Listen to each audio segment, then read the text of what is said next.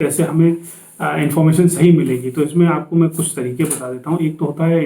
जो इंटरव्यू करते हैं हम, एक किसी फार्मर से मिले, जैसे आपके यहाँ जो दूध देने आ रहा है आपने उससे बात की, या तो हो सकता है आप गांव में जाइए और जो 8-10 जो दूध वाले लोग हैं उनके साथ बैठ के बात कीजिए। और इसके लिए थोड़ा सा समय देना पड़ेगा, या तो सुबह जब मिल्क कलेक्शन होता है उस पे सेंटर पे चले जाइए, वहाँ थोड़ा आधे घंटे बिताइए, लेकिन उसके लिए थोड़ा सुबह की नींद आपको सेक्रीफाइस करनी पड़ेगी।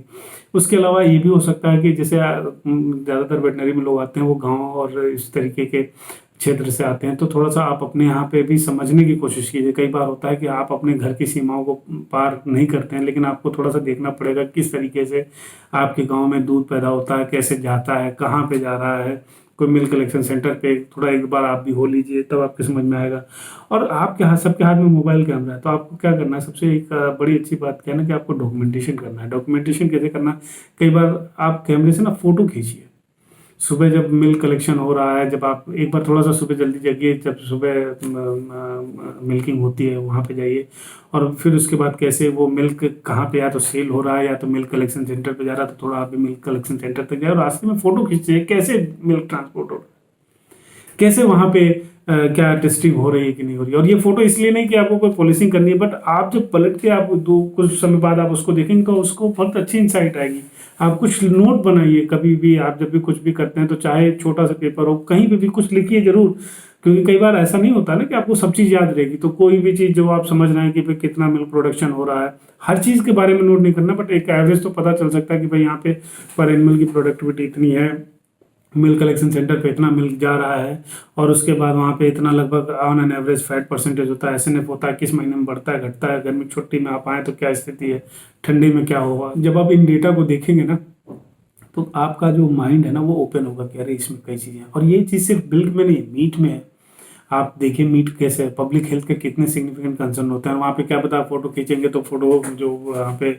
जो लोग होते हैं वो शायद मना भी करें, कोई बात नहीं, आप अपने अंडरस्टैंडिंग के लिए सीखिए, या आप ना देखिए, फोटो नहीं खींच सकते तो नोट तो कर सकते हैं ना कि जो मीट जब कटता है तो उसमें, या जब वहाँ पे रखा जा रहा है तो वहाँ पे कोई पैरासिटिक इन्फेस्टेशन अगर मानिए होता है तो उसमें कैसे वो कर रहा है, क्या वो साइड में काट के फेंक दे रहा है, या कहीं उस पर ध्यान देता है कि नहीं देता है। लीवर को जब वो रखते हैं, या लंग लीवर जो इस तरीके के जो बाकी विषय उनका क्या होता है, क्या किस तरीके से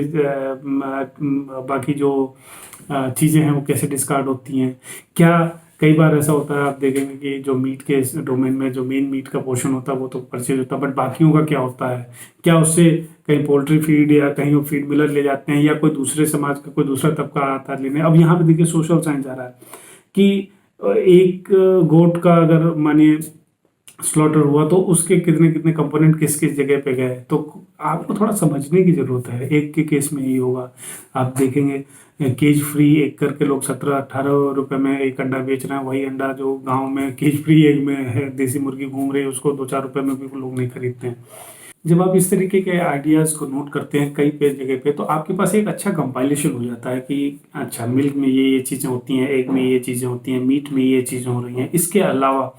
आप जब आप के अगल बगल शॉप होंगी, जैसे लखनऊ में एक 56 भोग करके शॉप है, बनारस में कई है, आप शॉप देखेंगे तो वहाँ पे ऐसी ऐसी शॉप है जहाँ पे 1000, 2000, 5000 लीटर मिल्क रोज का कंज्यूम होता है। तो थोड़ा सा उन शॉप पे जाके थोड़ा समय बिताइए, हाँ थोड़ा सा मिठाई भी खाइए साथ में, देखिए कि कितनी चीज़ें बन रही हैं, तो उसमें थोड़ा सा कोशिश कीजिए अंडरस्टैंड करने की कि किस तरीके से वो लोग मिल्क को लेते हैं, क्या उनकी भी प्रॉब्लम होती है, उस प्रॉब्लम को क्या कहीं आप दूर कर सकते हैं, नहीं कर सकते हैं, या जो भी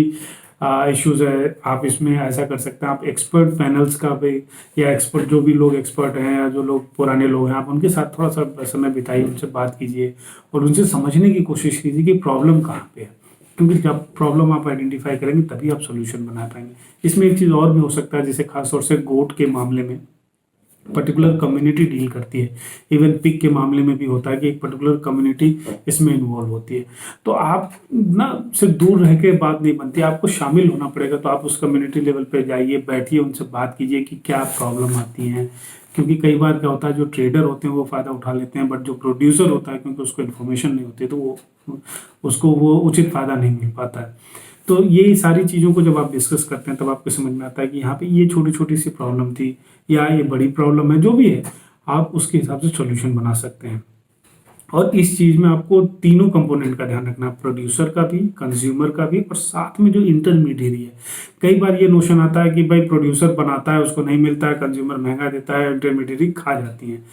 भाई देखिए, एक पूरा एक सिस्टम बना हुआ है, तो एक इकोसिस्टम में तीनों चीजों का होना बहुत जरूरी है। या तो हमारा इतना एफिशिएंट सिस्टम हो जहाँ पे प्रोड्यूसर ने कोई भी चीज प्रोड्यूस किया और हमारा इतना बड़ा कंज्यूमर बेस है, उसने खरीद लिया। अगर ऐसा हो तो इससे अच्छा तो कुछ हो ही नहीं सकता कि अगर डायरेक्ट कंज्यूमर और प्रोड्यूसर कनेक्ट हो जाए।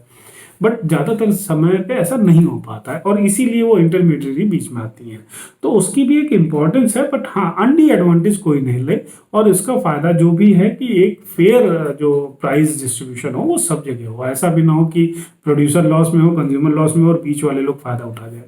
और ऐसा भी नहीं हो कि बीच वाले को हटाने के चक्कर में प्रोड्यूसर का माल नहीं बिका या कंज्यूमर को माल महंगा मिला या मिल ही नहीं पाया। तो इन सब चीज़ों का थोड़ा सा, और यहीं पे जो हमारा इनोवेशन की जब हम बात करते हैं तो आईटी इनेबल्ड